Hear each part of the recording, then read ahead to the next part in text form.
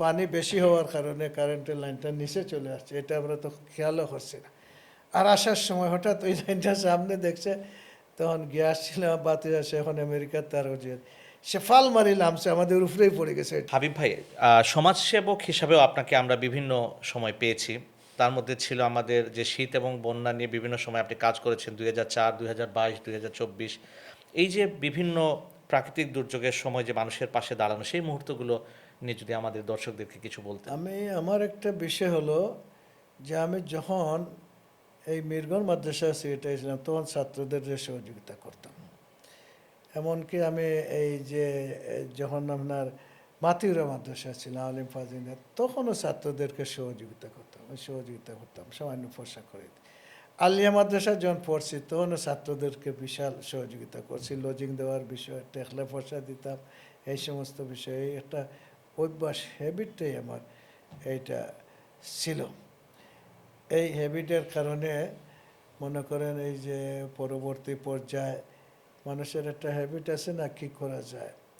তো আমি কিন্তু প্রথম দিকেই একটা ব্যবসায়ী চিন্তাভাবনা আমার আগ থেকেই ছিল। আমি যখন এই দাখিলে পড়ি তখনও আমি ব্যবসা করছি, সিজনাল ব্যবসা যেগুলো, এটা করতাম। আর এখানে আসার পরে আলামিন জামিয়ায় যখন আমি আসলাম, তো আসার পর সেখানে একটা দোকান দিয়েছিলাম এই টেক্সটাইলের সামনে রেখে। এটা আসলে এই টেক্সটাইলের এরা বাকি নিয়ে খাইয়া দোকান শেষ, ফেল করছি। তখন আমি এই 86 সালের দিকে একটা গাড়িও কিনলাম, এবং গাড়ি চোখে কিন্তু উঠে চলতো। এই গাড়ি একদিন রাত্রে খবর পাইলাম 12টার, যে এই কাকড়ার ব্রিজ থেকে পড়ে গেছে। মনে হয় যে আইসে যে কতজন কী ঘটনা ঘটে আল্লাহ জানে যে পড়ে, এই বিতিকিচ্ছার উপায় নাই। এই পরবর্তী পর্যায়ে এগুলা নিয়ে লস। আমার নিজের একটা পুরাতন বাড়ি ছিল, সেই বাড়িটা বিক্রি করিয়ে নিয়ে গাড়িটা করছিলাম। এরপরে একটার পরে একটা, এর পরবর্তী পর্যায়ে এই আলু তেলের ওই সাইটেতে একটা জায়গা কিনলাম, বিবাহ করে ফেললাম, তো জায়গা কিনলাম। জায়গা কেনার পরে এখান থেকে একটা লাভ আওয়া শুরু হইল। এর আগে যে কাজটা করছি, দিনের বেলায় আমি আলামিন জামিয়ার প্রিন্সিপাল কাজ করছি, আর রাতের বেলায় কিন্তু সারিঘাট এগুলাতে আছি, পাথরের ব্যবসা আমি করতাম। সর্বপ্রথম ব্যবসাটা হলো আমার পাথরে, তখন ব্যবসায়ী কেউ ছিল না। পাথরটা কিন্তু বিনা পয়সায় আনতাম, তখন পয়সা দেওয়া লাগতো না, খালি এই গাড়ি ভাড়া দেওয়া লাগতো। এই পাথর বিনা পয়সায় পাথর আনতাম, শুধু ওই চিপ পাথর যেটা ছিল ওইটাই লেগেছে পড়ে, আর নয় বোল্ডারগুলো এইগুলা নিয়ে আসতাম করব। আর কী ছিল আর কী হয়েছে, যেন কোনো পয়সা লাগতো না। এই ব্যবসাটা আমাকে বেশ প্রফিট দিচ্ছে, আমি বেশ প্রফিট পেয়েছি। পরবর্তী পর্যায়ে এই যে সবুজবাগ আবাসিক এলাকা, এইটা আমি শুরু করলাম। শুরু করে আলহামদুলিল্লাহ আমার তো প্রায় 3 কিলোমিটারের মতো রাস্তাই আছে, মেইন রাস্তা, ওদের বিশাল এরিয়া, এখন একটা মিনি উপশহরের মতো হয়ে গেছে। এটা দেখলে আমার নিজেই চকুর পানি চলে আসে। এইগুলো আল্লাহ আমাকে করাইছে। এরপরে সিলেট ট্রেড সেন্টার যেটা আছে, এইটার উদ্যোক্তা ছিল, এইটা করলাম, এগুলো সামনে এগুলো করছি। এরপরে এই আলহামরা, তাদের এটার সাথে অনেক যোগাযোগ ছিল, এখানেও কিছু আমার ব্যবসা আছে। ইউনিফিক্সের সাথে জড়িত হলাম, হামাদানের সাথে জড়িত হলাম। এই যে বিষয়গুলো ছোট্ট ছোট্ট একটা অ্যামাউন্ট দিয়ে যোগে থাকতাম, সবাই সাথে রাখতেন। এই ব্যবসা বাণিজ্যগুলোতে আমি জড়িত হয়ে শেষ পর্যন্ত এই যে ইবনে সিনা হাসপাতাল সিলেট লিমিটেড, যেমন খান সাহেব চিন্তা করলেন, তারা সব বেশ কয়েকদিন আমার পিছনে ঘুরছেন।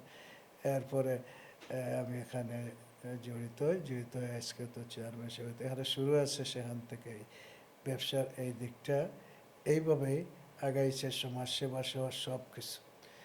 আর বন্যা এবং শীত, এই দুইটা কোনো বছর বাকি নাই যে আমি কিছু করি নাই। কারণ এখানে সংগঠনের দায়িত্বশীল ছিলাম। এখানে 2004 সালে হইলে সবচেয়ে বিশাল বড় বন্যা হয়েছে, যেটা রাস্তাঘাট ভেঙে এখানে চুরমার হয়ে গেছে। সেখানে বিদেশি সংস্থাগুলো আমাদেরকে সহযোগিতা করেছে। সেখানকার ডিসিকে ছিলেন, আমার মনে নাই, আমাদেরকে 19 লক্ষ টাকা একটা সংস্থা দিয়েছিল।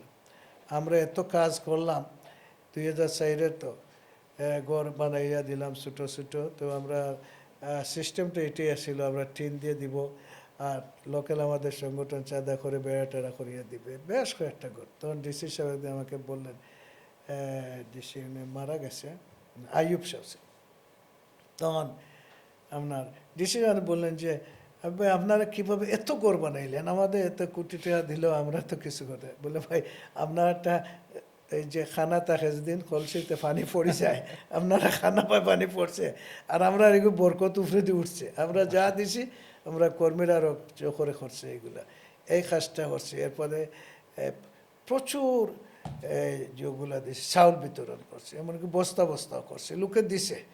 আমার তো স্মরণ পরে এখন আজকে একটা ব্যবসায়ী ছিল, আমি চিনিও না, দুইজন লোক, তারা তখন এসে আমাকে বললেন যে হাবিব ভাই আপনি কাজ করতেছেন, আমরা সেই সময়কে 20,000 টাকা এনে দিছে তুলে।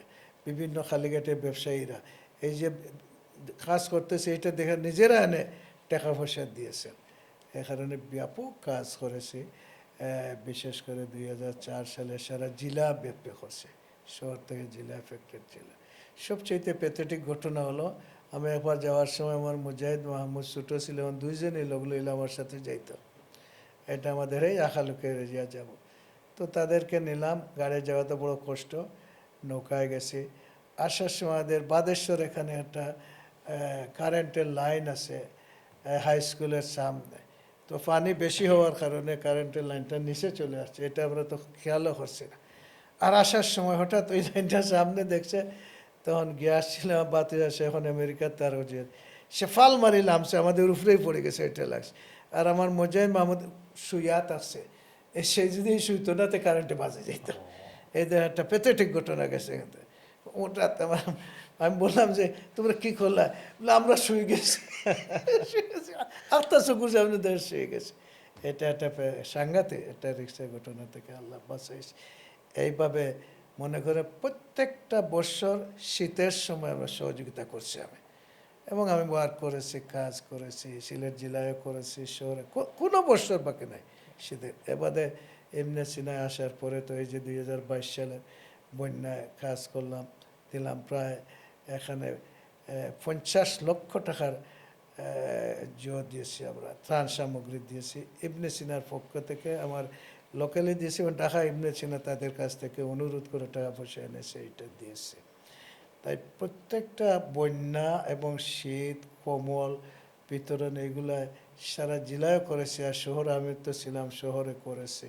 এই সমস্ত কারণে ভ্যারাইটিসভাবে আসলে সিলেটের শহরের লোকের সাথে আমার সম্পর্ক। এক ধরনের হইলো আলিয়া মাদ্রাসার যে জীবন আছে, এই জীবন এখন গেলে পাই, যেমন মনে করেন 4 ও 5 বা আর একটু উপরে যারা লেখাপড়া করছে 8 বছর 10 বছর ব্যবধান, এখন গিয়ে ওদেরকে আমি চিনি না, কিন্তু এরা চিনে। এখন যে নির্বাচনে দাঁড়াইছি গেলে বলে আমি আলিয়ার অমুক আবিব ভাই, অমুক এই সবাই ভাই। এবারে আমি যখন শিক্ষকতা করছি আলামিন জামিয়াত, এই মেরবাজার জামাত, এখন গিয়ে আমার ছাত্ররা পাই, মানে এক আসানো জিনিস। এতে ময়দানে গিয়ে দেখি এই যে চিনে এবং নিজে যে সকল দিক থেকে সবাই কাজ শুরু করেছে, আমি দেখলাম যারা যেখানে আমার সাথে সম্পর্ক। এইভাবেই আমি আজকে এই পর্যায়ে চলে আসছি, এই সমস্ত যে বিষয়গুলো সামনে রেখে। এত পরিচিতি, এখন যে কত লোকে যে কাজ করতেছে আল্লাহ জানেন, বুঝলেন, কত মানুষের যে কাজ করতেছে এটা আল্লাহ জানে, আমি সেটা বলতে পারবো না, কিন্তু দেখা যায় সবাই কাজ করতেছে।